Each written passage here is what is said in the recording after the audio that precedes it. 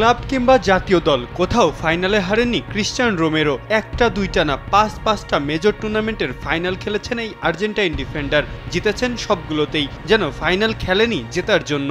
এমন অভূতপূর্ব রেকর্ড গড়েছেন তিনি বুধবার ম্যানচেস্টার ইউনাইটেডকে ফাইনালে হারিয়ে। শুরু করেছিলেন 2021 কোপা আমেরিকার ফাইনাল জিতে। চিরপ্রতিদ্বন্দ্বী ব্রাজিলের বিপক্ষে ক্লিনশিট রেখে দলকে মুক্ত করেছিলেন 28 বছরের ট্রফি খরা থেকে। পরের বছর ইউরোজয়ী ইতালিকে হারিয়ে জিতেছিলেন ফিনালিজমা।